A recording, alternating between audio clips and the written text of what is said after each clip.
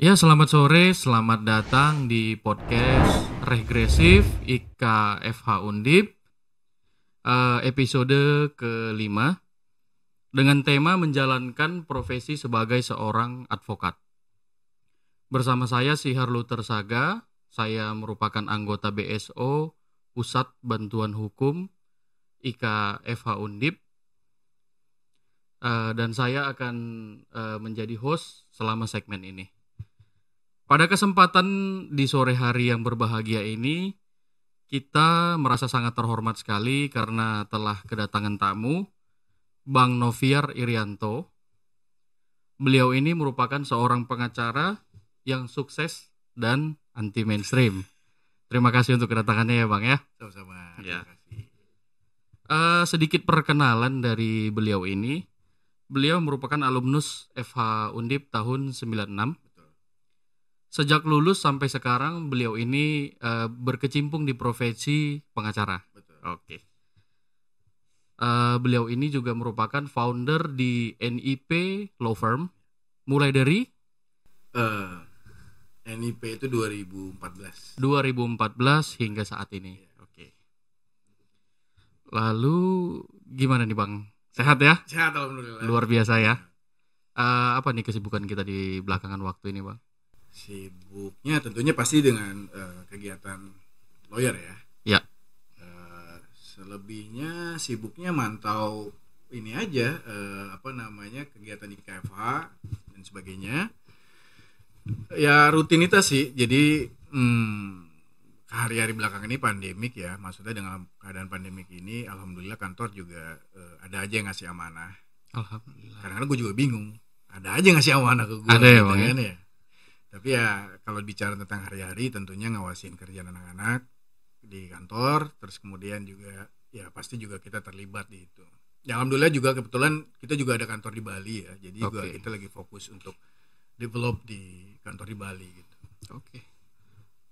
Lalu ini kan secara appearance nih ya, bisa dilihat juga sama pemirsa bahwasanya kalau dari pemilihan style Bang Noviar ini berhasil melepaskan diri dari stereotip seorang lawyer yang kita tahu itu biasanya klimis, rapi, dandy begitulah ya Bang ya. Nah ini bisa diceritakan nggak Bang sedikit banyak mengenai penampilan Abang yang anti mainstream ini Bang? Iya. Sebenarnya dulu pernah nyoba ya. Di awal-awal itu menggunakan jas gitu ya, rapi lah dan sebagainya gitu. Tapi awalnya itu ketika gue pakai jas, itu gue begitu lulus sebenarnya badan gue naik. Oke. Jadi nggak tahu kenapa itu, mungkin karena udah lepas stres ya. Begitu lulus dipindah gini, berat gue yang tadinya 55 kg itu jadi 90 cuy. Jauh ya Bang ya? Serius. Hampir 2 kali lipat Bang. 2 kali lipat, makanya ada straight mas nih gue kayak orang ibu-ibu ngelahirin kan gitu ya. Iya. Nah pada saat itu gue masih sebelum lulus tuh masih bisa pakai jas slim fit gitu ya Bang. Fit begini gitu. Jadi awalnya ketika masuk dunia lawyer gue masih pakai jas itu kagak bisa dikancing. Sedih juga mau beli nggak punya duit dan sebagainya. Terus suatu ketika gue pernah ada sidang tuh di awal-awal pasti biasanya kita dulu tuh kalau awal lawyer tuh pasti perkaranya tuh di pengadilan agama. Oke. Awal-awal gue di situ lah, masih assisting lah. Ya, gue tanya lah mas senior harus pakai baju apa dan sebagainya. Gue cobalah pakai jas. Kayaknya gue juga masih nggak pede. Apakah gue karena nggak pedenya ini karena gue belum punya ada ilmu atau gimana? Masih belum tahu nih, masih ngeraba-ngeraba gitu. Masih nggak ada pedenya lah di situ pada sidang yang awal-awal itu. Suatu ketika di situ gue ngelihat ada lah lawyer gitu ya, wah klimis, keren banget dari baju ungu, gue ingat tuh ungu dia pakai tuh, jasnya juga ungu, sampai sepatunya ungu, serius nggak bohong, wah jalannya jadi kayak gimana ya, kayak ngelihat tuh kayak dia merasa yang paling di catwalk gitu loh ya kan, boys keren. Emang jadi pusat perhatian berarti Bang? Pusat perhatian gitu, mau nggak mau kita perhatiin kan? Iya. Kita lagi duduk biasa lah di pengadilan agama Jakarta Timur tuh jalan kecil gitu kan, ada rumah makan ibu siapa gitu. Kita lihat, wih, kedubrak jatuh depan kita. Ngakak lah kita gitu kan. Tapi dalam hati setelah itu pikir, wah jangan sampai keberatan outfit nih gitu kan. Bahaya nih, nanti malah jadi nggak pede setelah itu. Karena dia habis itu dia malunya minta ampun gitu kan. Akhirnya dari situlah mulai mikir, kayaknya nggak cocok deh pakai jas. Kemudian akhirnya nyari yang nyaman gitu. Artinya pilihan baju yang buat kita menimbulkan rasa percaya diri gitu. Jangan memaksakan diri harus ngeliat orang lain. Kalau kita jadi orang lain tapi kita nggak nyaman, pasti percaya dirinya kurang. Betul Bang. Udah ditambah ilmu gua kan kurang ya. Tambah nggak pede kan tambah kacau jadinya. Itu sih mikirnya. Jadi gua mencoba untuk nutupin di situ. Baik. Nah jadi disitulah akhirnya memang dari dulu sih memang seneng baju ya. Maksudnya ini agak flashback ke belakang. Dulu Bu Kartini almarhumah di dosen Undip, itu seneng banget ngeliat gue pakai baju aneh-aneh. Jadi zaman gue kuliah, semua orang kan pakai baju, mungkin pakai baju kemeja, gitu ya. Dalamannya ini, gue enggak. Gue kadang-kadang kemejanya flannel, dalamannya baju Donald. Jadi emang udah unik dari kuliah ya Bang ya? Ya, bajunya Donald. Terus yang lainnya masih belum pakai berani celana yang cutbray. Gue cutbray. Terus gue pakai kaos kaki. Zaman dulu ada namanya Yongki Komaladi, gue ingat. Sepatu sendal. Sampai sekarang Bang. Soalnya kan. Iya. Gue pakai itu. Biasanya orang pakai nggak pakai kaos kaki kan? Atau pakai kaos kaki. Gue pakai kaos kaki tapi yang bentuknya kayak sarung tangan. Jadi tuh apaan nih gitu. Nah jadi memang dari awal memang senengnya begitu. Yang penting gue pede lah. Intinya gue nyaman sehingga buat. Jadi dan kalau mengenai masalah rambut, nah ini dari zaman SMA emang. Udah gondrong Bang. Langganan dipotong sama guru. Tiap kali pemeriksaan. Razia. Jadi memang seneng lah gondrong. Kita pernah nyoba gue botak. Zaman kuliah. Bukan pada saat masuk ya. Tapi pada saat udah kuliah botak kita. Pada saat botak gue nggak cocok kayaknya. Gue nggak pede. Karena gue ngeliat kadang-kadang kalau di film, wih keren banget nih botak gitu. Kayak Brad Pitt kan. Betul. Brad Pitt mau botak, mau setengah botak, mau gondrong, ganteng jadi juga. Aja. Udah ganteng kan. Gue mau coba kan. Ternyata gak cocok. Karena alis gue tebal gitu. Jadi kayak penjahat jadinya kata temen gue. Bang. Iya jadi kayak baru keluar dari sel gitu kan. Waduh kacau. Akhirnya kita milih yang gondrong lah. Memang dari SMA sih. Karena jadi langganannya guru untuk ini termasuk. Tapi justru kuliah gue gak gondrong. Justru pada saat kerja itu malah sering gondrong. Jadi akhirnya memunculkan ya udah deh bentukannya seperti ini aja. Terus kemudian outfitnya juga yang gue cari itu adalah yang memang buat gue nyaman. Buat menimbulkan rasa kepercayaan diri sendiri. Tapi juga nggak pengen nyari baju yang biasa-biasa aja. Jadi kadang-kadang gue pernah ada sidang ke Bandung. Itu udah pasti tuh associate gue, Bang nggak ke Factory Outlet dulu. Pasti gue ke Factory Outlet. Sambil belanja ya Bang? Sambil belanja. Tapi nyarinya juga sampai gue hafal. Factory Outlet itu baru berganti 2 bulan sekali ternyata bajunya. Jadi kalau lo datang ke Bandung sekarang sama besok itu bajunya sama. Saya baru tahu dari Abang juga ini. 2 bulan dan kemudian dia baru tahu begitu gue nemuin di FO sini itu dipindah sama dia di tempat sana. Jadi di rolling. Gitu. Jadi sampai tahu di situ dan gue nyarinya juga kemeja-kemeja yang agak berbeda. Saya contoh kayak di sini kan, gue nyari yang ini, nggak hanya yang putih aja, nggak hanya ini. Kemudian jas juga beberapa jas yang aku punya harus ada coraknya, tapi bukan bercorak semua. Pokoknya mau yang beda lah. Harus ada ciri khas ya Bang. Corak ciri khas. Sepatu pun demikian. Sepatu gue nggak pengen ada istilahnya yang pantofel yang biasa gitu. Kadang gue nyari yang harus ada kancingnya. Kemudian juga pokoknya biar bisa inilah bukan hanya untuk yang resmi tapi semi resmi bisa. Gitu. Semua pilihan itu gue memang agak unik gitu. Bahkan gue pernah beli baju lagi jalan di PIM, sama nih mau juga di rumah. Besoknya nggak gue pakai loh. Ada rasa malu sih ya Bang. Karena emang kita kalau padahal jalan nggak pas barengan. Gitu. Nggak barengan, tapi pas gitu sama. Kayak nggak rela aja gitu. Jadi kayak udahlah gue biasanya gue kasih ke orang kantor lah ada gitu. Berarti jadi lebih kepada untuk percaya diri aja sih. Baik. Berarti Abang lebih ke tidak mengikuti tren. Betul. Nggak, sama sekali nggak. Lalu kalau kita logika nih Bang ya, Mm-mm. kan sebagai profesional seorang pengacara gitu kan, apakah keunikan Abang ini itu pernah jadi masalah di mata klien mungkin, atau pernah mendapat pandangan sebelah mata dari lawan mungkin, atau bagaimana Bang? Ada kisah yang bisa dibagikan? Oke. Kalau dari style, pertama style yang dari gaya ya pertama ya, bukan dari penampilan dulu, Iya. dari cara gua ketemu, bagaimana ngomong sama partner lain atau Iya. sama asosiat lain. Jadi pada saat gua dulu sama Bang Alun angkatan 91, ada cerita asosiat gua nih komplain. Oke. Jadi di underestimate bahwa Bang, lo kan partner tapi bukan owner, bla bla bla gitulah. Tapi gue kan nggak pernah mau nunjukin kalau gue nih ada di akta kan bahasanya gitu. Betul. Gue suruh aja staf administrasi untuk ngasih tahu, baru dia malu lah istilahnya. Malu.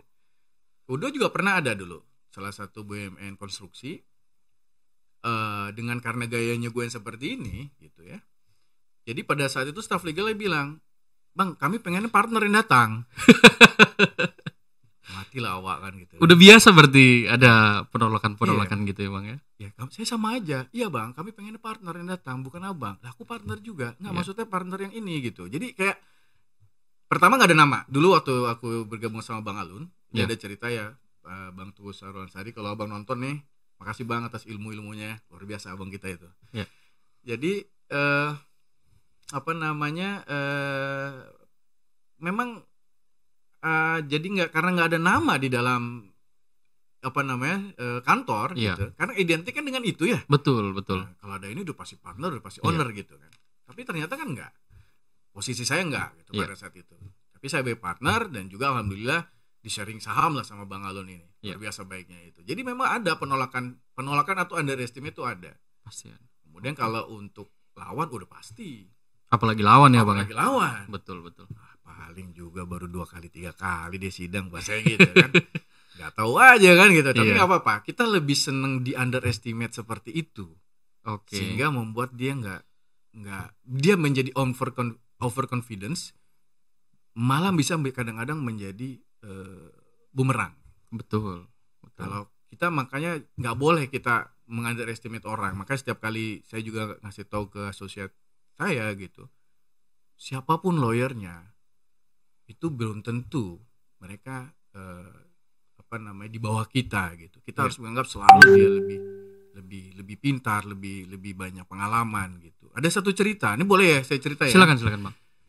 Saya nanganin perkara yayasan kalau nggak salah. Di situ kalau nggak salah ada tergugat itu banyak. Baik. Ada Bang Uci Kaligis kalau nggak salah satunya. Nama besar ya Bang? Besar lawan kita gitu. Terus adalah sekarang dia jadi lawyer artis lah bahasanya. Kemudian ada lawyer yang nggak begitu kita kenal. Oke. Kemudian di situ gue underestimate justru. Gue bilang, gue hajar dulu lah yang terkenal dulu bahasanya kan. Ternyata susahan yang nggak terkenal loh. Baik Gitu secara jawabannya. draft dan lain-lain ya Bang ya? Iya, gue akuin. Oke. Gue lebih enteng gitu. Oh begini aja nih. Oke. Begitu masuk dia, padahal materi sama. Wih, berbiasa juga nih. Agak ke bawah alur juga dia ketika eksepsi kan. Iya. Matilah gue nih. Gitu. Iya. Salah gue. Nah disitulah memang sebenarnya kunci dari lawyer itu juga kita harus bisa selalu bercermin. Betul. Oh kita juga pasti ada kekurangan. Kita ada kelemahan. Jadi sampai titik tertentu kita nganggap diri kita sukses, itu salah sebenarnya. Kita nyari bahagia yang benar, bukan sukses. Bahagia. Iya, benar. Sukses berarti menurut Abang sukses belum tentu bahagia. Betul. Baik. Jadi harus bahagia. Jadi bahagia itu luar biasa daripada sukses menurut gue sih. Baik Bang. Oke. Yang kita tahu kan Abang ini tadi saya udah sebutkan juga di awal ya. Mulai dari lulus kuliah sampai detik ini Abang full lawyering. Betul. Ya. Itu agak memang tidak umum juga Bang. Ya. Mengingat mungkin di saat rekan-rekan Abang lain mungkin ada yang jadi legal gitu kan, ada yang di BUMN, ada yang jadi PNS gitu kan.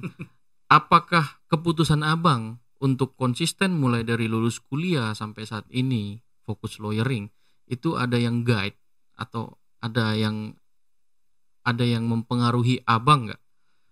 Atau memang itu udah ketetapan hati dari awal lulus? Ini agak panjang nih, boleh gue minum dulu ya? Mari Bang.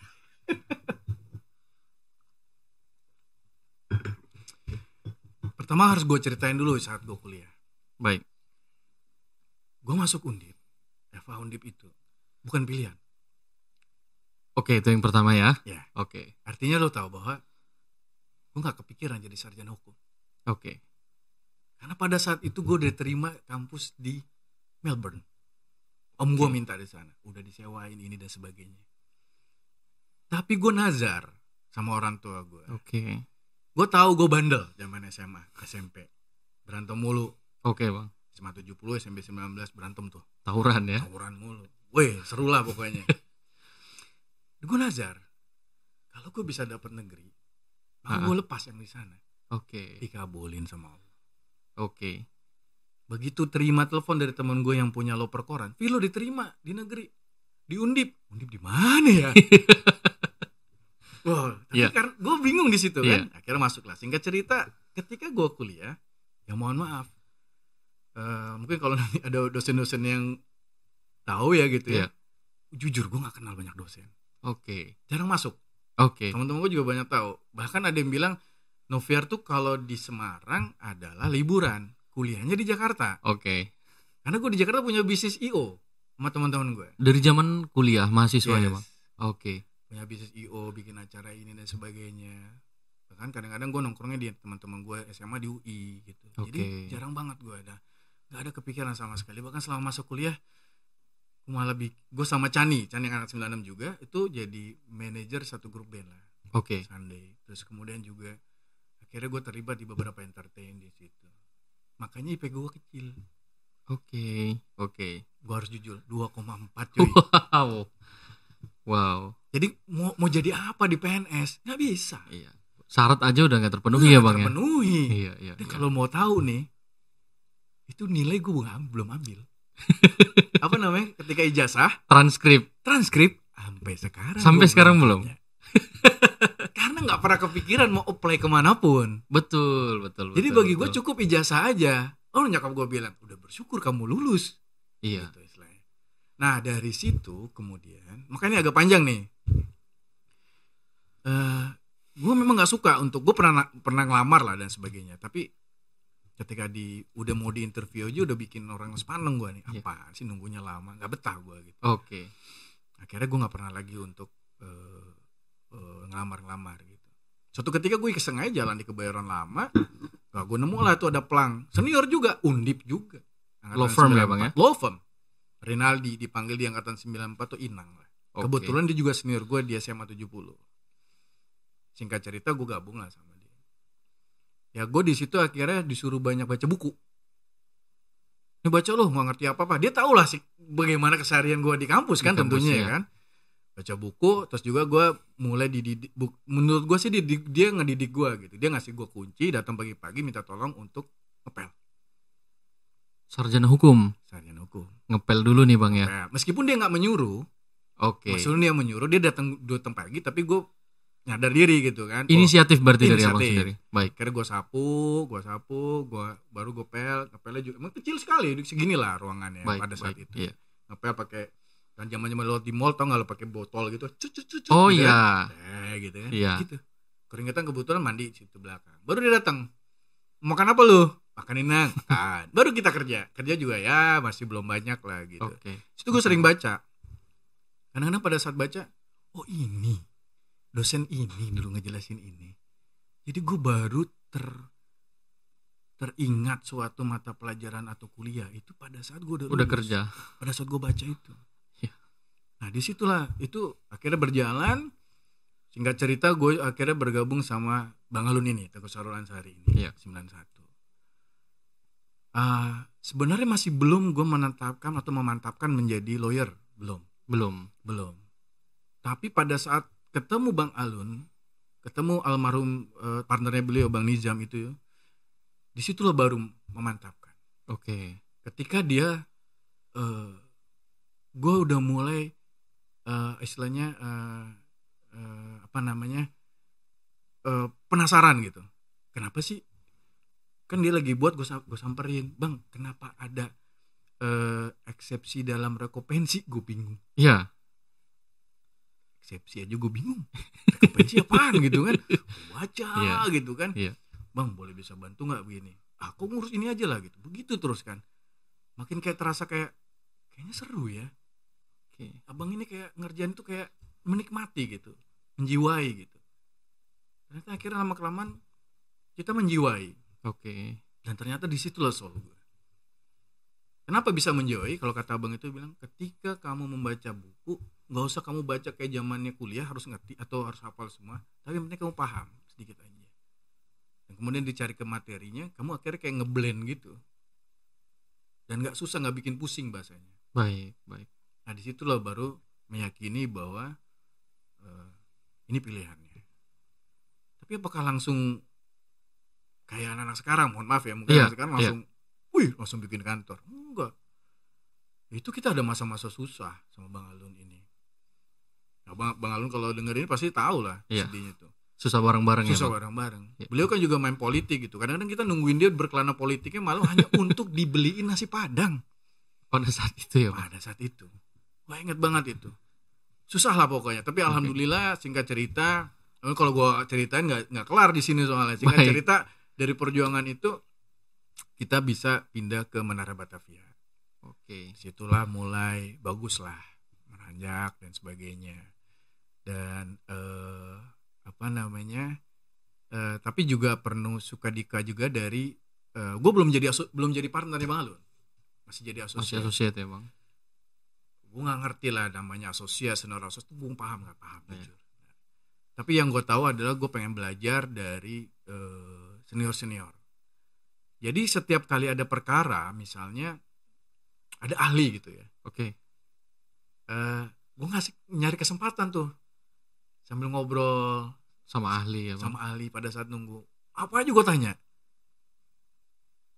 tanya pokoknya. Termasuk di luar perkara yang sedang dijalankan. Karena menurut gue, kayaknya gue gak bakalan S2 nih, gue gak ada duit.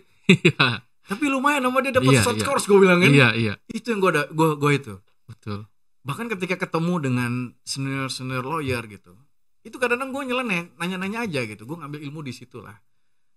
Kurang lebih gitu. Dan perjalanan gue jadi lawyer tuh ya nggak mudah ya. Pada saat sama di NSA tuh gue pernah diculik.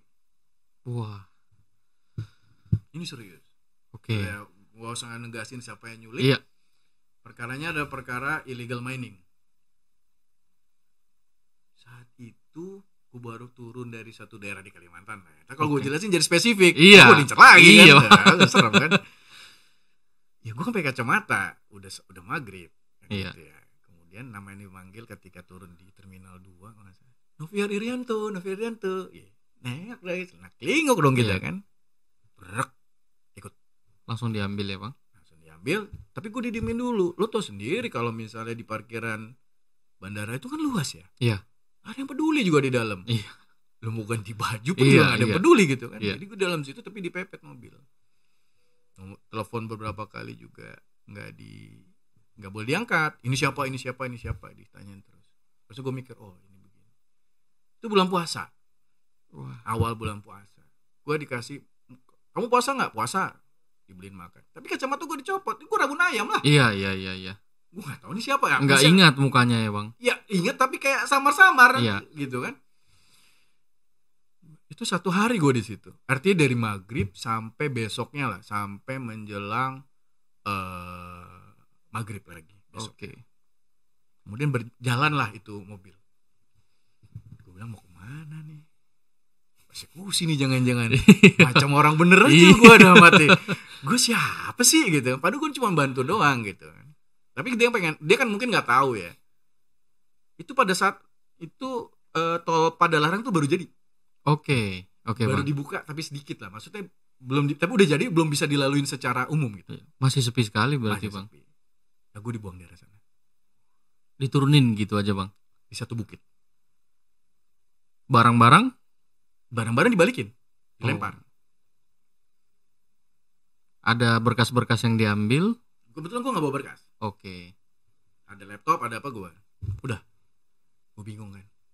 Tapi nggak ada kekerasan ya bang, Nggak pemukulan. ada, sama sekali nggak. Oke. Udah tinggal di situ. Gue bingung mau kemana. Mau nih kemana? gua. Baterai handphone udah habis. Iya. Mana ada dulu apa namanya power bank? Nggak ada zaman Iya. dulu. Susah nyarinya. Iya. Ya akhirnya bekal gua nongkrong zaman SMP, SMA dan ikut pecinta alam Iya. lah gua jalanin itu kan. Gua coba cari tempat ada sungai. Biasa di situ ada kehidupan kan biasanya. Betul. Ya gue ikutin lah. Oh itu lu nggak usah tahu lah pada saat malamnya itu. Harus bermalam berarti di situ Iya bang. lewat. Lu mau lari minta tolong sama siapa? Ketemu apapun di situ gua. Tapi ya sudah mau gimana. Akhirnya muncul. Pernah tahu nggak zaman dulu tuh kalau mau deket tol Cikampek ada pohon apa? Pohon apa sih ya? Pohon karet ya? Banyak ya? Pohon apa ya? Masuk tol Cikampek dari arah sana gitu. Oke. Tembus gue di sana. Jalan kaki berarti Jalan ya bang. kaki. Oke. Sampai siang besoknya. Dan gue udah gak ada duit. Nah, kayak di situ gue tahu di situ ada mobil ke arah Lebak Bulus. Iya. Bus lah. Gue ngomong lah apa adanya. Akhirnya ditolong lah mas supir. Singkat cerita begitu. Jadi dari situ makin kuat gue jadi lawyer. Malah nggak jerah ya bang Nggak ya. jerak. Wah, gue udah sampai begini. Masa Iya. gue kapok gitu kan? Nanggung kalau mundur. Nanggung nggak mundur. apa orang bilang kan gitu. Iya. Ya. Makin tertantang gue Iya. istilahnya gitu lah. Tapi intinya bukan itu menjadi suatu kebanggaan gitu ya, bukan lah. Tapi lebih kepada untuk jadi lawyer tuh menurut gue kayak memang profesi ini profesi yang menurut gue adalah nggak boleh main-main. Iya. Kalau dia main-main dalam bentuk begini, lo lawyer, tapi dalam kesehariannya lo nggak bertindak sebagai lawyer, satu itu. Atau ketika menangani perkara juga nggak bisa seperti kayak ada empati gitu kepada klien atau pihak lain gitu. Kan sejujurnya kita mau coba cari keadilan gitu. Ya. Nah, ini ada cerita. Ini gue ngambil dari almarhum Bang Anan Buyung. Oke bang. Jadi kita nanganin perkara malpraktek. Nah di situ intinya ada undangan lah untuk pertemuan dengan Bang Buyung nih, Iya. sama Mbak Pia. Undangan untuk paparan lah bahasanya gitu. Ya singkat cerita kita paparan lah di situ. Nah, Bang Alun nggak mau ikut nih sama partner yang lain kan, kurang ajar juga nih gue bilangin. Merasa diumpan ya bang ya? Iya, dia Bang ayolah ikut gitu. Nah, kalau aku ikut aku kalah siapa lagi? Nggak ada lagi. Kalau kau yang maju, kau kalah kan masih ada aku. Iya, masih ada bisa backup. jadi bocoran dari kau kemarin. Gitu. Wah bener-bener lah senior ya kan, ikutin lah. Gitu. Ya udah singkat cerita justru Bang Buyung itu mendengar kita punya paparan dan sebagainya. Karena kalau misalnya kita bertanding di pengadilan, udah pasti kita kalah. Oke, iya. Karena pembuktiannya sulit. Iya. Akhirnya justru dengan dorongan Bang Buyung itu dia mencari suatu keadilan. Akhirnya settle. Tidak perlu sampai ke sana. Ya Bang Buyung itu memberikan suatu sentuhan juga ke saya gitu bahwa antara lawyering ketika litigasi itu bukan hanya menang kalah. Kita coba juga cari bagaimana cari keadilannya. Keadilan dan kebenarannya. Kebenarannya gitu. Harus ada di situnya, bukan hanya semata-mata. Jadi kita ngambil maknanya di situ. Ya banyaklah cerita yang seperti itu ya. Jadi kalau dari bicara sedih, bicara suka duka, roller coaster itu sangat banyak. Apalagi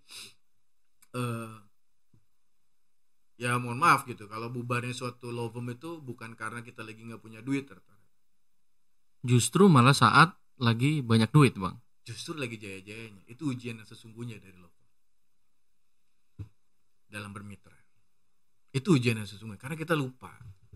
Kadang-kadang kita lupa. Makanya jangan pernah lupa ketika teman-teman tuh lagi dalam puncak atau merasa ini lagi baik-baiknya. Kita jangan pernah lupa apa yang pernah kita capai. Kita jangan pernah lupa juga partner kita itu meskipun dia sekarang punya cukup gitu ya. Bukan berarti dia juga gak boleh dibagi rezekinya.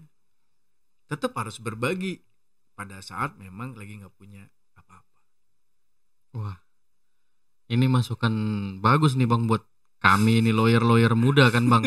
Karena belum di fase yang banyak duitnya itu. Itu justru harus hati-hati. Iya.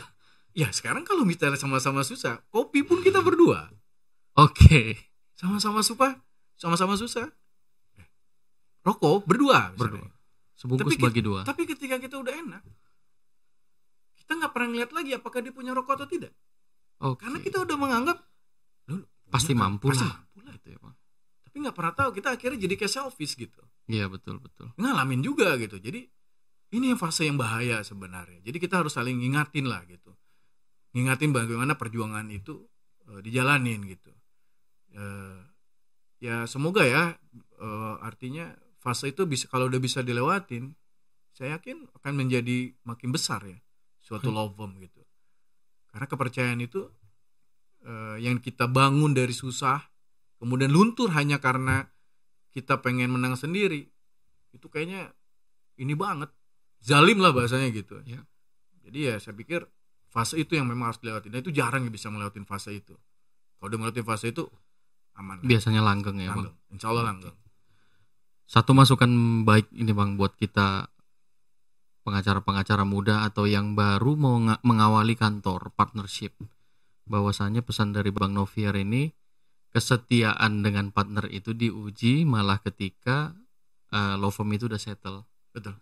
Oke. Seperti itu kurang lebih. Oke, selanjutnya dari perjalanan karir Abang ini, mulai Abang lulus sampai sekarang, menurut Bang Novier ini, bagaimana sih idealnya seorang pengacara itu?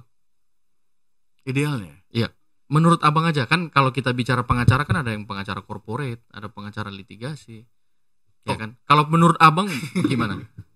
Kalau dari saya pribadi, karena saya memang diajarin itu awalnya litigator ya, iya. Litigasi. Memang pengacara itu harus bisa berlitigasi. Ya. Seorang pengacara yang tidak berlitigasi, menurut saya nih, mohon maaf nih, bukan singgung ya, dia harus bisa litigasi. Oke. Kalau dia belum pernah berlitigasi, jangan bilang sebut kamu seorang advokat atau pengacara. Jadi meskipun nanti suatu saat nanti menentukan saya di non litigasi aja, tapi dulu pernah litigasi, nggak apa-apa. Karena mainframe pola berpikir seorang litigasi itu lebih simpel. Makanya kadang-kadang berbeda kalau melihat antara legal opini yang basicnya litigator sama yang tidak. Iya. Dia mungkin sedikit. Iya. Cenderung lebih tipis ya, Bang. Lebih tipis. Iya. Tapi dia bagus gini. Tapi kalau dia non-lit, biasanya ya, mohon maaf, bukan berarti, itu banyak. Semua pasal disebutin di situ. Betul. Seluruh aturan-aturan batasannya jelas ya, Bang. Dia banyak dia situ. Mungkin memang maksudnya untuk harganya sekian ya harus gede juga. Biasanya begitu. Komprehensif. Biasanya begitu. Tapi pada saat kita, ya kebetulan waktu saat pengalamannya banyak di BUMN, ketemu beberapa direksi, ya pada saat disodorkan suatu legal opini, dia langsung tarik belakang. Kesimpulan. Langsung baca belakang ya, Bang. Oke. Karena apa yang, kan dia nggak peduli lagi di situ, maksudnya nggak terlalu inilah, apa sih yang kira-kira harus saya lakukan, sehingga akhirnya kita ya ternyata lebih berguna yang memang pola berpikirnya litigasi, lebih sederhana, lebih tepat, lebih kena. Oke. Jadi itu menurut saya sih. Gitu. Ada satu masukan lagi berarti ini, Bang, buat kami ya. Sebenarnya banyak udah tahu juga kalian gitu. Ini hanya berdasarkan pengalaman gitu. Iya, kayak masalah LO tadi, Bang, kan nggak semua punya pengalaman seperti Abang. Kayak Abang bilang tadi, Bang, perhatikan ada seorang direksi, dia langsung baca belakangnya gitu kan. Umumnya begitu. Iya, itu juga masukan yang baik kan, bahwasanya kesimpulan dari sebuah LO itu harus benar-benar matang. Betul. Gitu. Kadang-kadang kita capek di dalam pembuatan deskripsi hukumnya, analisis hukumnya. Pas di kesimpulan kabur. Bingung kali ntar klien kita mau betul, apa Bang. yang harus gue lakuin, kata dia gitu kan. Padahal kan dia butuh itu. Betul. Nah itu makanya jangan ketika dia baca malah tambah bingung. Jangan bikin orang bingung. Udah kalau udah dibayar bahkan bikin orang bingung lagi kan, jangan lah gitu ya. Kita mikirnya gitu. Jadi kadang-kadang kita bikin sederhana gitu. Sederhana tapi bukan berarti ya apa adanya. Tapi kita benar-benar baca buku. Jadi memang kalau untuk saya diajarin selalu untuk baca buku. Seperti tadi saya bilang, di tempatnya Rinaldi atau Inang ini maupun tempat Bang Alun, Bantu Kusara Ansari bersama Bang Nizam, saya selalu diminta untuk baca buku. Dan saya masih teringat itu, setiap kali saya baca buku selesai, itu saya tulis belakangnya. Misalnya hari ini 27 Agustus ya, saya tulis. Kemudian nanti saya baca lagi, entah kalau banyak buku lagi, saya tulis lagi selesai. Ya, Bang, ya? Jadi ada, kalau lihat di kantor gue tuh, satu buku bisa ada 5 kali gue baca. Sungguh. Jadi baca buku itu penting. Nah, ini yang menjadi masalah sekarang di kaum milenial. Yes. Malas membaca. Malas baca. Iya. Dulu awal gue malah justru cuman clipping. Clipping ya, Bang, ya? Oh, ngapain gue clipping? Anjir. Mana clipping? Ternyata ada filosofinya. Apa itu, Bang? Kalau kita clipping, kan gitu. Kita kan ada dalam satu koran nih ya. Iya. Kita mau ngambil yang tengah nih. Kita pengen buru-buru kan. Disikat aja, seret. Salah, gue dimarahin. Bego kau. Berarti kau sama saja menghilangkan ilmu yang lain. Kau cari pelan-pelan, kau tusuk dulu itu tengah. Kau pelan-pelan di situ. Sabar. Itu jalan perkara juga harus ke kiri, ikuti dulu. Ujung-ujungnya di sini. Kau ambil itu manfaatnya, yang lain tidak terluka. Filosofinya ya, Bang, ya. Ternyata begitu filosofi yang kita dapat. Artinya, ya lu sabar. Ketika mau ngelipingin di tengah kan bingung kan, gimana caranya nih? Iya. Kan bisa kita potong sedikit. Iya. Tapi kalau kita nggak sabaran, mengorbankan yang lain. Iya. Pengen cepet-cepet seperti itu. Betul. Akhirnya jadinya jelek. Nah, itulah yang banyak jalan pintas. Makanya ketika beberapa kali kalau saya diundang oleh beberapa mahasiswa, saya selalu mengategorikan ada 2 advokat. The real advokat sama pegawai advokat. Pegawai advokat. Yang the real advokat? Real advokat dia mau belajar. Ya. Dia nggak malu bertanya. Ke senior, ke junior. Bahkan ke junior, Bang. Ya kalau sekarang nih kalau boleh jujur ya, saya minta bantuan sama juniornya untuk nanganin perkara. Iya. Bukannya saya bangga ya untuk gini, tapi memang saya ngakuin bahwa saya lemah di bidang tertentu. Kebetulan aja Allah ngasih rezeki untuk perkara ini. Nggak berani juga kita tolak rezeki kan? Iya. Tapi gimana cara ngakalinnya? Supaya kalian juga nggak apa istilahnya terbengkalai permasalahannya. Ya kita undang lah, kita tanya lah deh, kita panggil dia. Mau lah harusnya junior, ajarin kami dong. Oke. Ajarin sama dia. Ya tetap kita berbagi rezeki yang beliau. Betul. Jadi kita nggak boleh malu untuk bertanya. Partner saya Bang Raja, dia sering bertanya kemana-mana. Itu yang buat kami insya Allah ya langgeng lah. Gitu. Iya. Kita memang nggak malu bertanya. Nah, kemudian juga kita harus loyal, setia, jujur sama senior lah istilahnya. Kalau kita mau ngikut sama, kenapa? The real lawyer adalah dia punya pemikiran bahwa suatu saat gue harus punya law firm. Pasti. Itu the real lawyer. Iya. Kalau dia cuma mikir, gue mau ke lawyer ini biar nanti kalau nongkrong sama teman-teman, gue di sini kerja di sini nih gitu. Segini. Terus ketika ngobrol lagi, di sana ada lowongan, pindah lagi. Ya. Itulah pegawai advokat. Itu yang golongan kedua tadi ya, Bang. Iya. Kalau misalnya dari lawyer, dia nggak peduli nih ada kesusahan apa, karena dia mikir ketika lawyer itu misalnya di suatu law firm katakanlah yang kecil, menengah atau yang besar, dia setia di situ paling tidak ambil 5 tahun, 7 tahun, dia ambil ilmunya, manajemennya, bukan diambilin ya, dicari tahu segala macamnya, kemudian dia bikin lawyer. Itu setiap lawyer pasti bangga. Kita pun misalnya nih ada junior kita bikin law firm sendiri, dia pamit sama kita, bangga. Yang nggak bikin bangga kadang-kadang tiba-tiba beralih. Iya. Bukan ke law firm lain, ke masih mending lah ya. Bang izin bang, saya mau jadi 2 tahun, 3 tahun kau ikut sama aku gini. Ini pasti nonton nih, ada nih asosiat gue nih. Anak Undip juga gitu. Sedih kali gue. Lulus tapi Bang. Apa tuh? Lulus dia. Tapi pada saat awal-awal, kan? Aku jadi lawyer bang, aku gitu, tapi emang loyal dia. Sampai gue kasih kepercayaan, betul saksi ini. Suatu saat pamit dia, sedih juga gue.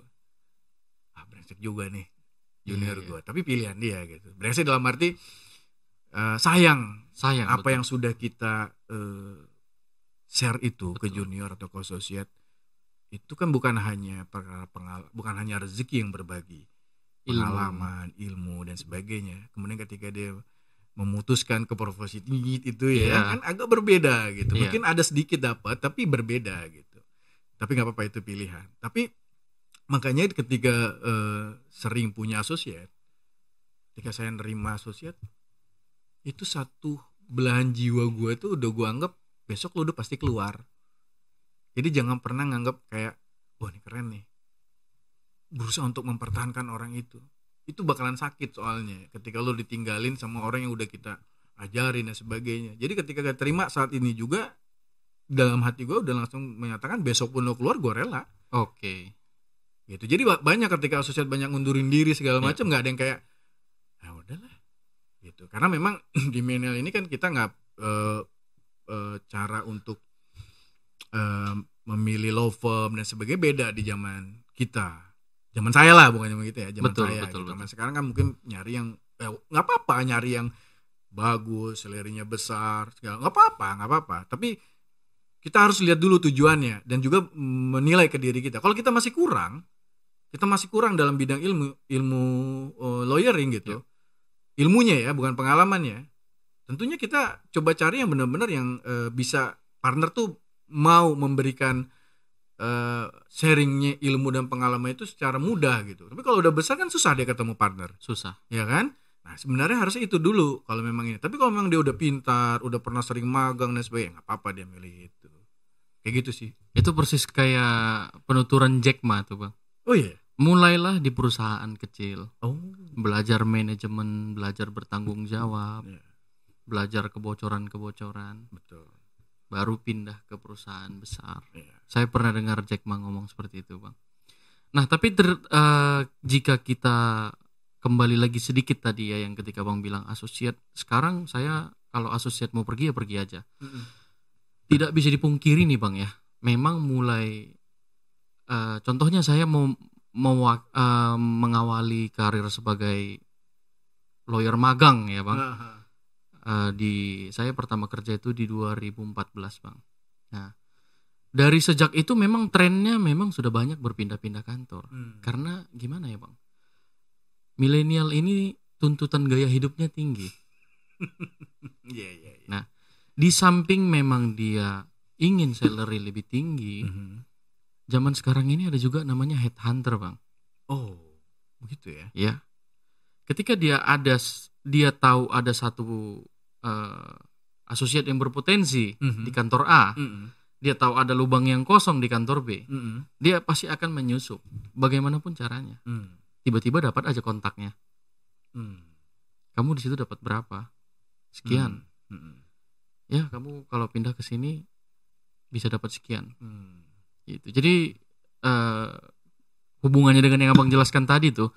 Jadi memang di zaman sekarang itu apa ya bang, tidak banyak lagi orang yang mungkin bisa bertahan di dalam satu kantor law firm itu di atas 5 tahun. Mungkin zaman abang itu hal yang wajar sekali itu. Malah sekarang mungkin tidak di yang lain ya, di circle persahabatan saya contohnya, kalau misalnya sudah lebih dari 3-4 tahun mungkin lepas. Kita sesama teman bilang ngapain sih lama-lama gitu? Mungkin saatnya kamu udah harus jalan keluar, cari yang lebih gitu. Karena kayaknya lu di sini nggak ngapa-ngapain gitu, maksudnya nggak berkembang gitu. Iya bang, padahal mungkin ya kayak yang abang bilang tadi itu, ambil hal-hal yang positif dari partner. Kadang partner ngasih ilmunya ke kita itu memang kadang nggak mesti di meja meeting bang. Betul. Kadang lagi di perjalanan, mau sidang, lagi berdua, lagi makan gitu. Itu pengalaman saya seperti itu memang. Seperti itu. Betul. Saya itu yang saya dapetin juga dari senior-senior saya seperti itu. Ya, jadi memang nggak salah seperti itu. Tapi itulah maksud kategori menurut gua. Mohon maaf ya teman-teman. Itu yang disebut dengan pegawai advokat. Iya. Karena yang dia cari apa? Salary. Kalau memang dia di headhunter, memang dihargain keilmuan dan kepintarannya. Tapi ya pasti jangan berbohong sama dirimu. Apakah karena penghargaan ilmu dan pengalamanmu kamu menerima pinangannya, atau karena memang salary-nya yang ditawarkan? Pasti salary-nya. Mostly salary bang. Jangan munafik gitu aja. Gitu. Iya. Gua pun pasti begitu. Yang pertama gue lihat, gue tawar, berapa gajinya? Itu pasti gue lirik kan gitu. Nah pertanyaannya adalah, mau sampai kapan kamu akan Seperti itu. Iya. Padahal ketika kamu memang pengen jadi real advokat, ya, misalnya kayak Bang Binsar dan sebagainya, dikira dia di meja ngurusin perkara aja, ngitung dia gaji gimana, Manajemennya Bang ya. gimana klien berikutnya, Betul. bagaimana ini harus Operasional begini, kantor. operasionalnya, Iya. belum urusan mungkin internal keluarga, belum ngurusin organisasi, bagaimana manajemen waktunya. Manajemen waktu itu luar biasa dan itu harus benar-benar kita diuji. Jadi bagaimana membuat decision misalnya, ketika misalnya harus due date-nya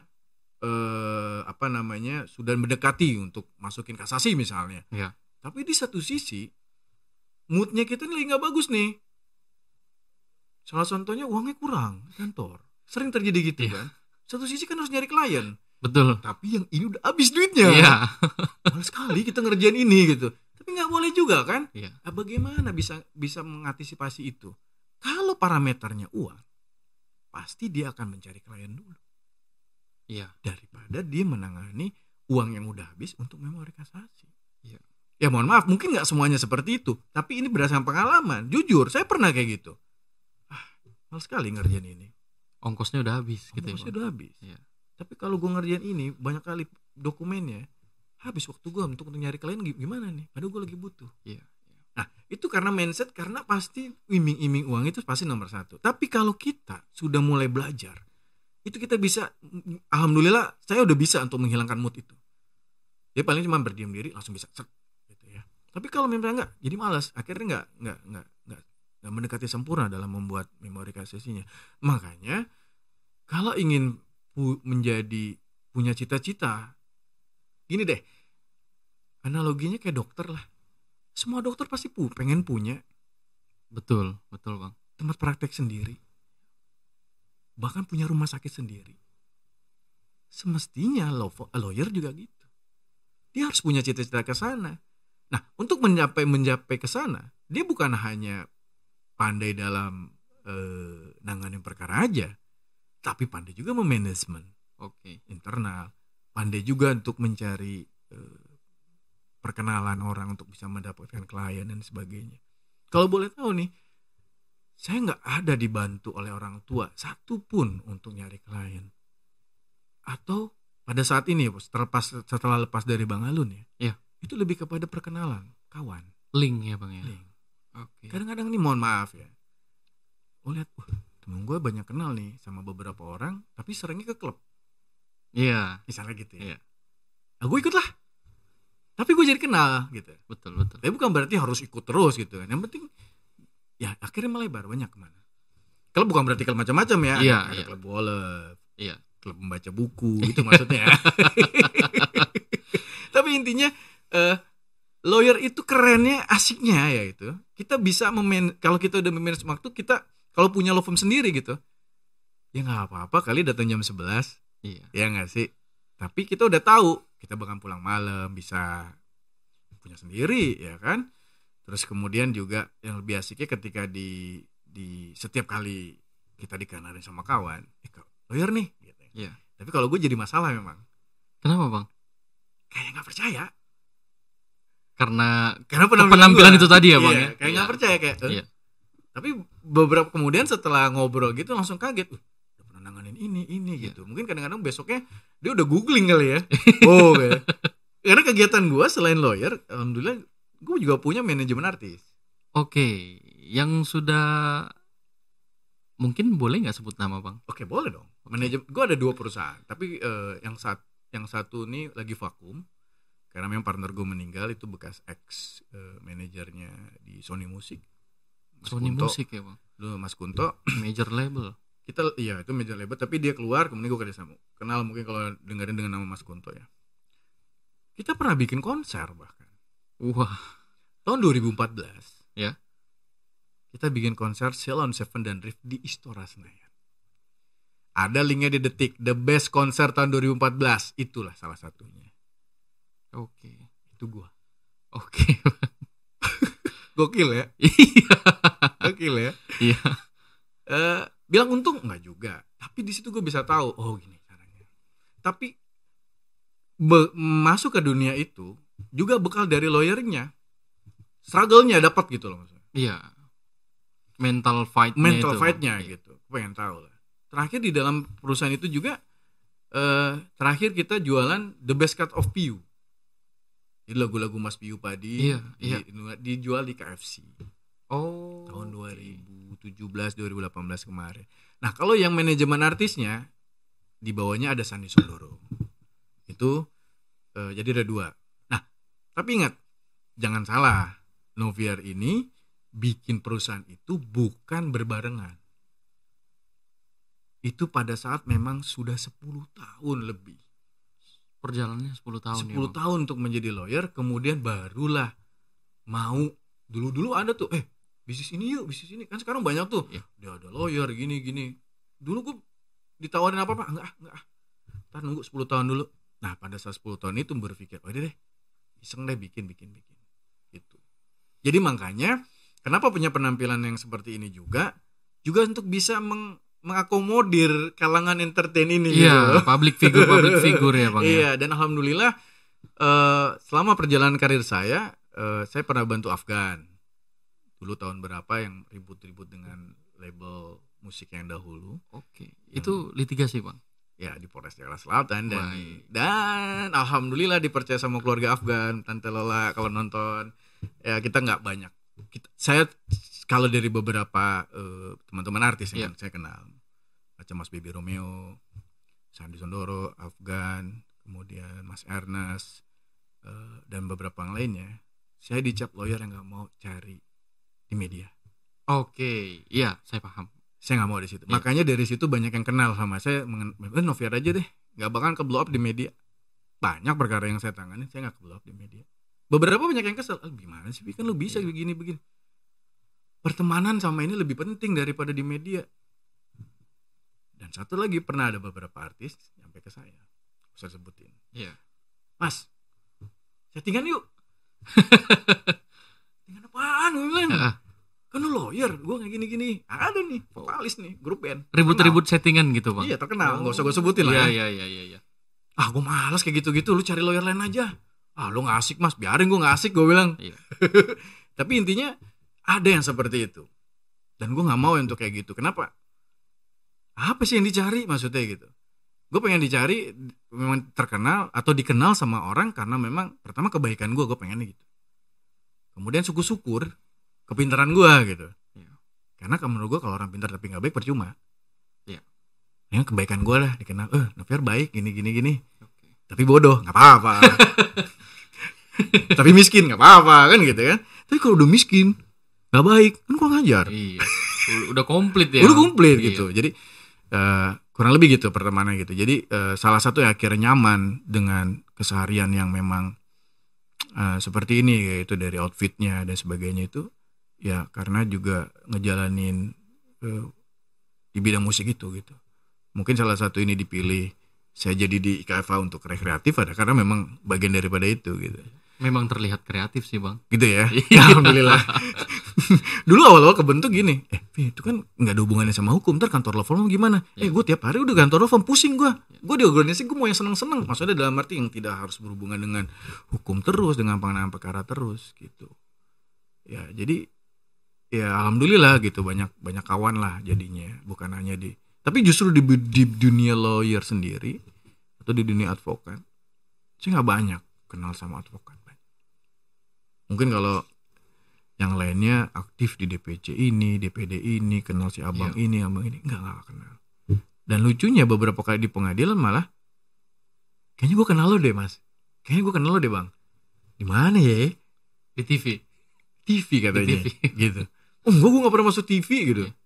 Enggak pernah gitu. Jadi kayak familiar gitu muka gue. Apa muka gue pasaran atau apa gue nggak ngerti kan. Setiap kali di pengadilan gitu.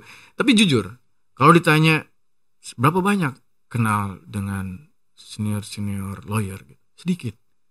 Yang saya kenal memang Bang Fauzi Yusuf Hasibuan saya kenal. Karena beliau dulu yang pertama kali dia khawatir. Saya pertama kali sidang perdata. Ini boleh cerita ya? Silakan Bang. Jadi suatu saat itu pada saat pemeriksaan bukti dan saksi, Perkaranya itu perkara tanah Oh, di daerah Jakarta Timur.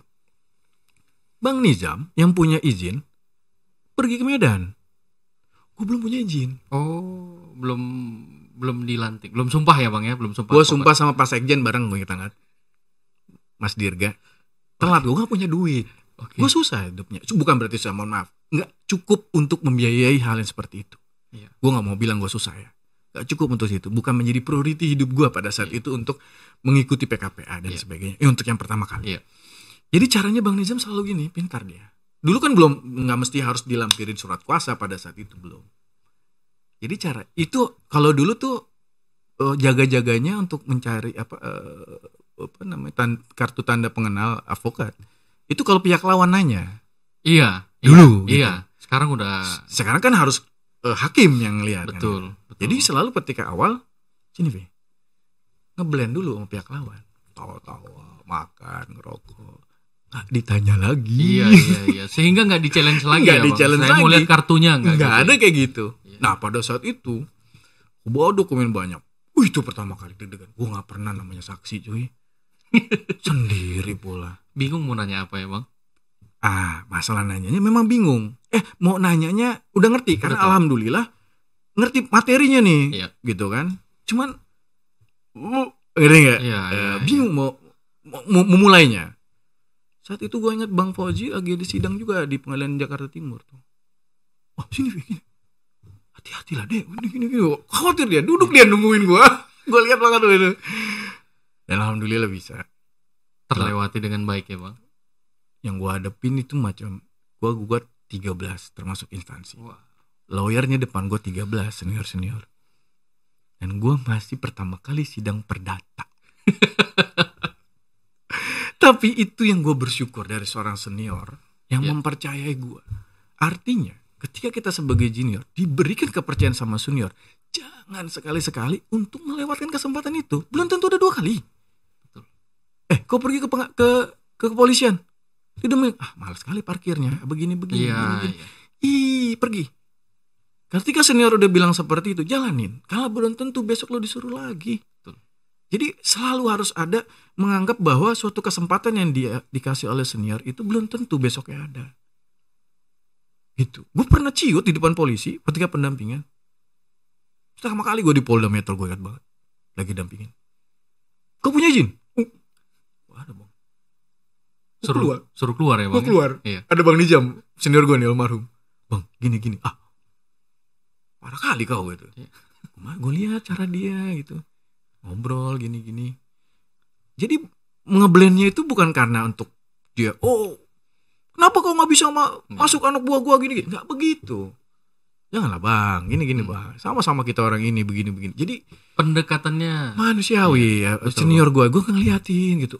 Kadang-kadang juga kayak ke teman-teman jaksa atau yang lainnya. Dia bicara bukan masalah materinya. Dia lihat jam. Bagus sekali jam abang nih. Gitu, ke panitera gitu. Iya. Kita lihat sisi humanismenya lah gitu. Iya. Jadi banyak belajar gue dari senior gini. Termasuk Bang Alun juga pintar kali dia dalam mencari klien gitu. Dia bisa Mencari klien ya, wah Bang, itu jago banget. Wah top lah bang. Semoga abang makin banyak lah kliennya. Amin. Itu luar biasa Bang Alun. Gue banyak belajar dari beliau. Jadi intinya adalah sejahat apapun atau sesampah apapun mulut senior bahasa gitu ya. Yakinlah itu bukan karena dia benci secara pribadi, tapi pengen ngajarin kita untuk ke depan.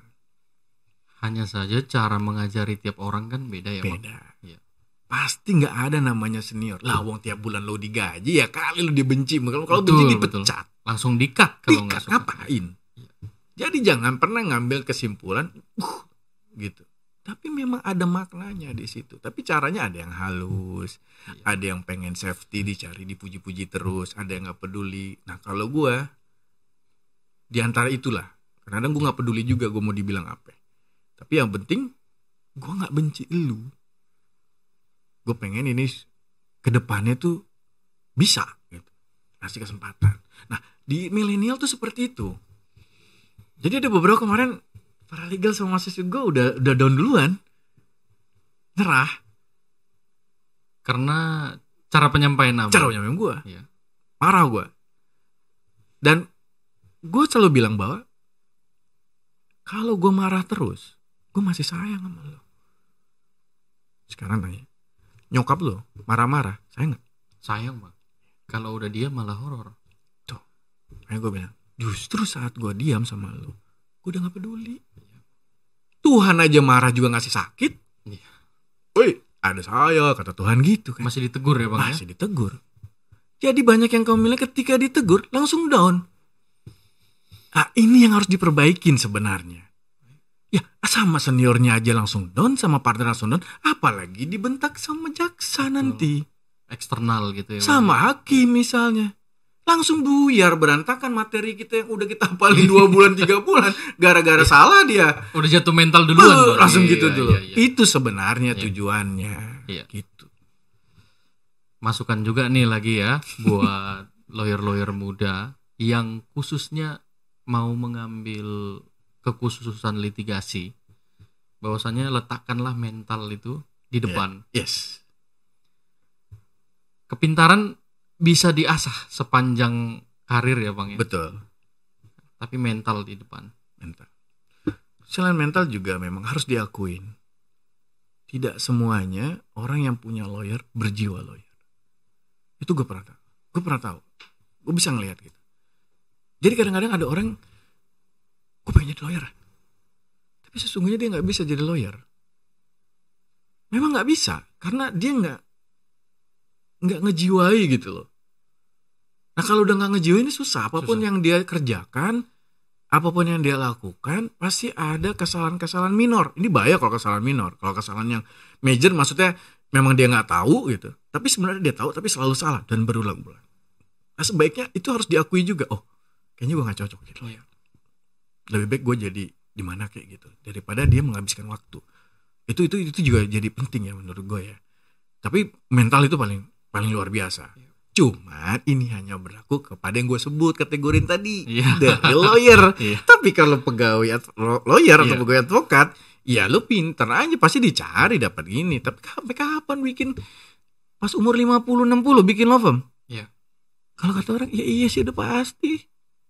Tapi kalau misalnya umur 30 udah bikin sendiri, pengalamannya banyak, keren. Bayang misalnya, begitu lulus, ikut sama senior 2 kali lah, 15 tahun.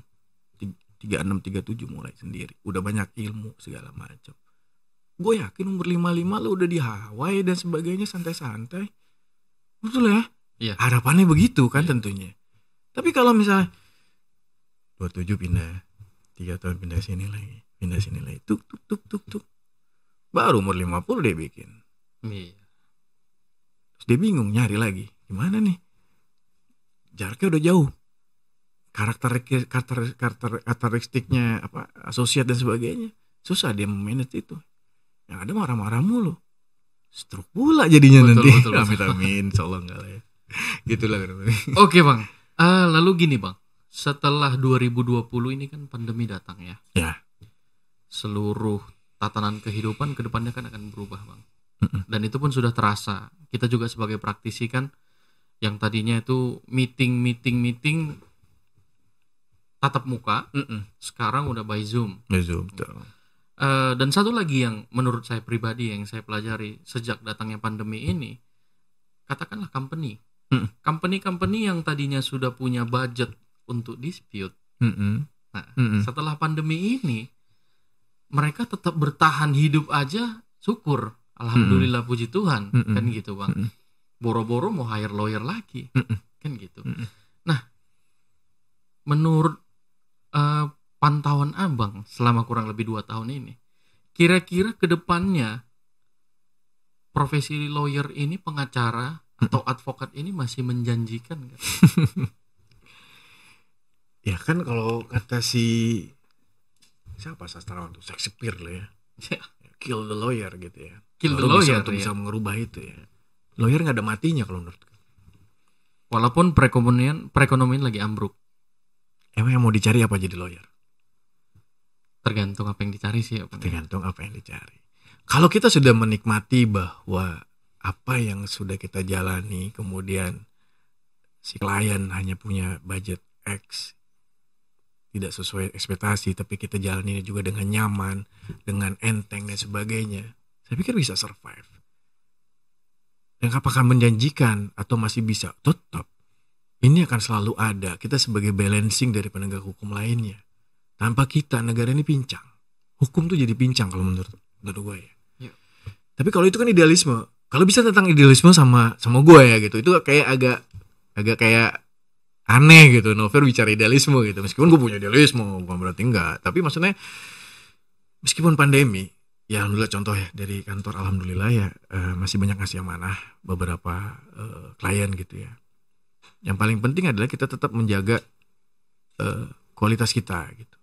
Itu yang paling penting. Kemudian justru malah lebih enak. Kita jadi gampang Zoom meeting di mana aja dan kapan aja gitu. Nggak perlu harus mencari waktu, nggak perlu harus cari parkir susah dan sebagainya. Efektif gitu. ya, Efektif, Bang, lebih ya. efektif. Tapi ya eksekusinya tetap beda kalau di pengadilan kita ke pengadilan. Tapi kalau bicara bilang bahwa apakah profesi lawyer gitu ya masih menjadi yang profesi yang seksi lah artinya dicari, masih karena profesi ini gini ya, gimana ya, kalau gue sehari-hari itu meskipun gue nggak kerja, gue ngomong segala macam udah kayak lawyer gitu. Maksudnya kayak lawyer tuh kayak kalau misalnya gue ngomong sama teman dan sebagainya gitu, gue tetap kayak mana buktinya dalam hati. Tapi ngerti ya maksudnya.